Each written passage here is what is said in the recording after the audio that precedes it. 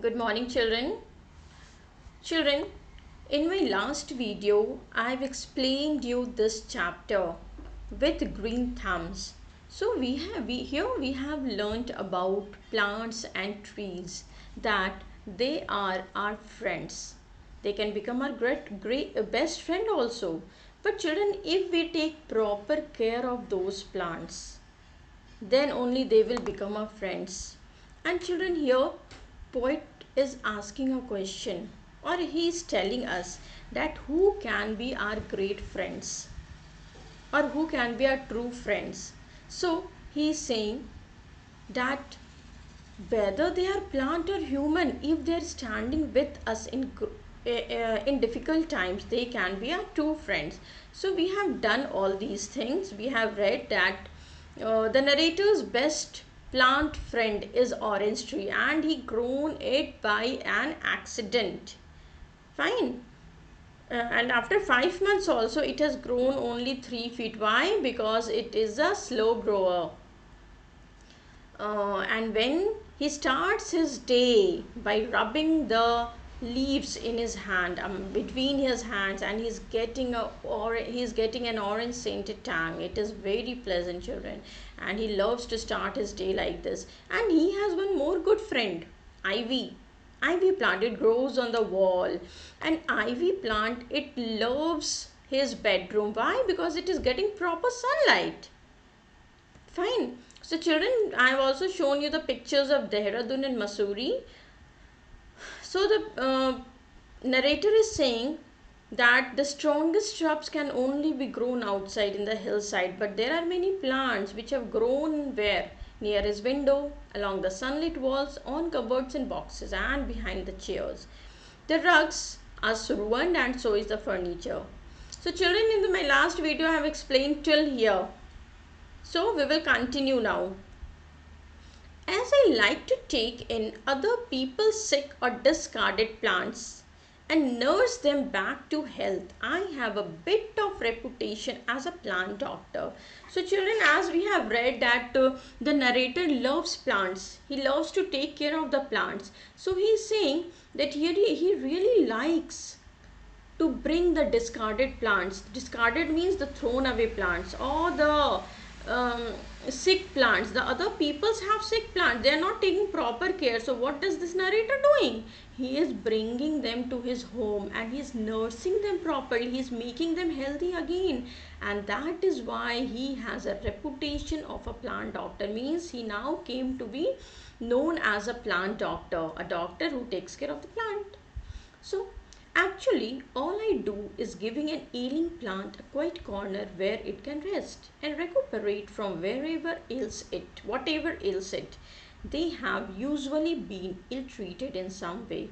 So children, here the narrator is saying, what does he do with an ailing plant, with discarded plants or sick plants? Ailing plants means weak or ill plants, fine.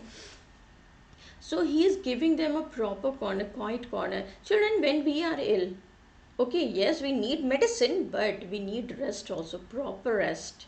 Doctor also suggests us, okay, take medicine, but take proper rest also. In the same way, the sick plant, the ailing plants, okay, they also want proper rest, and they want proper sunlight also, so that they can grow well. And then what happen? It take rest and recuperate. Recuperate means recover from whatever it is ill, or from whatever it ails it. So and the narrator is also saying that maybe they have usually been ill treated in some way. See children, if you have a garden and you have planted flowers or something, whatever you have planted, so it is your responsibility to take care of them. But you have just planted and left it like that, so plants will never become your friends. They will never grow properly. Okay, they also need love. Yes, they need other things like water and sunlight, but they need love also. You have to take care of them. Suppose you have kept one plant in the home, inside your home where no sunlight is there, then how will plant grow? So then that only narrator is saying maybe these plants, they have been ill treated. So plant abuse no less, but it's wonderful how quickly a tree or plant recovers. See children, there are many plants, they have been ill treated, but it's not good. But what is the good thing children? That they, when they get sufficient care. Okay, they get sufficient rest, proper sunlight, water, then they quickly recovers. Should I return these and other plants when they have fully recovered? I don't think they want to go back, and I should hate to see them suffering relapses on being returned to the former homes. See, children, when we know the narrator has brought the ailing plant, discarded plant, so he's taking care of them. He's making them healthy again. So he's asking question to himself: should I return these when they have fully recovered? Then he's saying, no, I don't think these plants want to go back. See, children, if in a place you got ill, you got sick, okay, so do you want to go to the place again? No.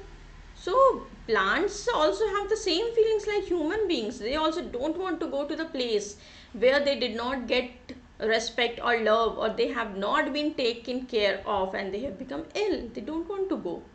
Okay, so the narrator is also saying, no, I could not see my suffering, my plants suffering relapses means the state of becoming ill again. So he's saying, I can't see my plants suffering again by sending them or by returning them to the former homes means where these plants were earlier kept or planted. Loyalty in plants, as in friends, must be respected and rewarded. See, children, in the first stanza, in the previous slide, we have read that plant or human, whoever stand with us in adversity, in our bad times, they are only our true friends. So, in the same way, the plants or friends who are loyal with us, who are always with us, who are standing with us in every situation, we should respect and reward them. We should not leave them. We should take proper care of them, right? If dandelions show a tendency to do well on the steps of the cottage, then that is where they shall be encouraged to grow. If sorrel is happier on my windowsill than on the hillside, then I shall let it stay, even if it means the window won't close properly. And if the hydrangea does better in my neighbor's garden than mine, then he or she shall have the hydrangea. See, children, dandelions, it is a kind of flower, plants with large yellow flowers.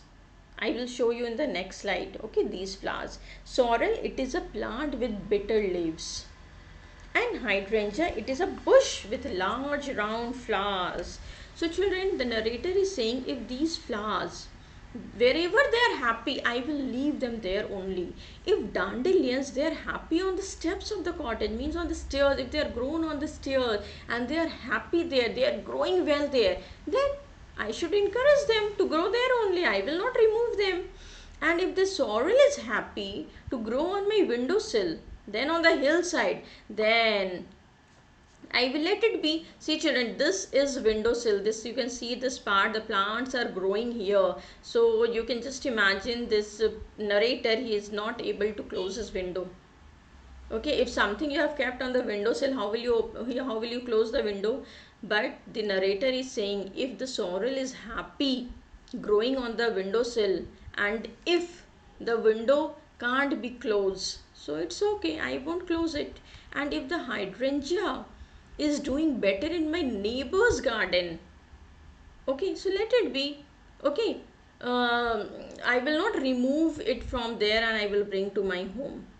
So if the plants are happy in the places they are, so I will leave them there only and I will let them grow.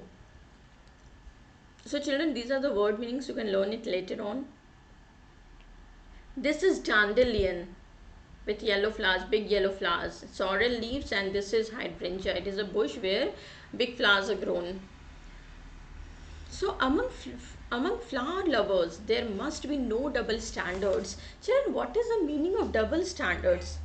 So before learning about double standards, we will learn about among flower lovers. See, children, one side you are saying, oh, I love flowers. I really like the beauty of the flowers. This is my favorite flower. That is my favorite flower. I take care of these flowers. You are saying like this. And on the other hand, you are just plucking the flowers from the garden. It's not good. Okay, this is called double standards. Children, when flowers are in the plant, then only butterflies will come to your garden, the bees will come to your garden. Fine, but once you pluck it, they will not come. So if you are saying you are flower lovers, you cannot pluck them. Fine, let it be there. It is their natural beauty. It should be there only in the plants. So if you are, suppose you are plucking rose from the rose plant, what will left? Only leaves, only thorns. Will it look beautiful? Will your garden look beautiful? No. So let the flowers in the plants only. So the narrator is saying generosity, not greed. Means you should be kind with them. Don't be greedy. Don't pluck the flowers. Sugar, not spite. Sugar means goodness. You should be good with them. Don't become mean with them. Don't become selfish. Okay, so generosity, not greed. Sugar, not spite, means be kind with them. Don't be greedy. Be good with them. Don't be mean with them. And what of the rewards for me? Apart from the soothing effect of fresh leaves at my place of work and rest. So he's saying I'm doing so many things. So what do you think? What is the reward for the narrator, children? He is getting soothing effect, means calming effect. Children, if you have all the fresh leaves around yourself, okay, if you have beautiful big garden, so what will happen? Every day fresh air will come, fresh smell will come, good smells, nice smell will come. Okay, and you will feel happy. The day you are spending, it will be good. Fine. So he's saying this is the only reward for me. When the other evening I came home to find my room vibrating to the full throated chorus of several crickets who had found the ivy to their liking. Now what happened where he is going to work, okay? So when he came back in the evening, what did he find? That his room was vibrating. My vibrating to the full throated chorus means what, children? Full throated means loud. Okay, when you play some music, okay, at a very high loud sound, so what happens? Your room will starts vibrating means what? Because of the sound you will feel that okay, something is vibrating. So that only is saying when he returned home, his room was vibrating to the loud chorus, means in the group many crickets were there, several crickets. Children, here cricket is not a game, it is an insect. So many several crickets were there and they were making sounds loudly. Why? Because they really like the ivy plant. Children, wherever there are plants, there will be insects. Okay, sometimes cricket, sometimes beetle, sometimes caterpillar, butterfly. Okay, all these things will be there. So he's saying, I thought they would keep me up all night with their music, but when I switched the light off, they immediately fell silent.